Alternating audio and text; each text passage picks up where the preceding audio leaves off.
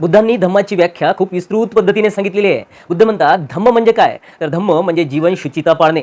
जीवन शुचिता म्हणजे काय, तर माणसाने हिंसा, चोरी, आळस, कामवासना आणि असत्य भाषा या सर्व गोष्टींपासून मुक्तता मिळविणे. धम्म म्हणजे प्रत्येक माणसाने त्याच्या आयुष्यात पूर्णत्व प्राप्त करणे आणि हे पूर्णत्व प्राप्त करण्यासाठी भगवान बुद्धांनी 10 पारमिता सुद्धा सांगितलेल्या आहेत. खऱ्या अर्थाने जेव्हा एखादा व्यक्ती या 10ही पारमित्यांचं चांगल्या पद्धतीने पालन करतो तेव्हा त्याचं आयुष्य पूर्णत्वास जाते आणि खऱ्या अर्थाने यालाच धम्म म्हणावं असे तथागत बुद्ध म्हणाले. धम्म म्हणजे निब्बाण प्राप्त करणे. निब्बाण म्हणजे काय, तर निर्दोष आयुष्य जगणे. कुठल्याच प्रकारचा दोष आपल्या हातून घडता कामा नये. खऱ्या अर्थाने यालाच धम्म म्हणावं. धम्म म्हणजे तृष्णा त्याग करणे. भगवान बुद्ध म्हणतात की आपल्या मनात अतिशय लोभ असू नये. आपण नेहमी संतोषी असलं पाहिजे. धम्म म्हणजे या पृथ्वीवरील सर्व संस्कार, सर्वच्या सर्व गोष्टी या अशाश्वत आहेत. त्या अनित्यतेमुळे कधी ना कधी नष्ट होणार आहे.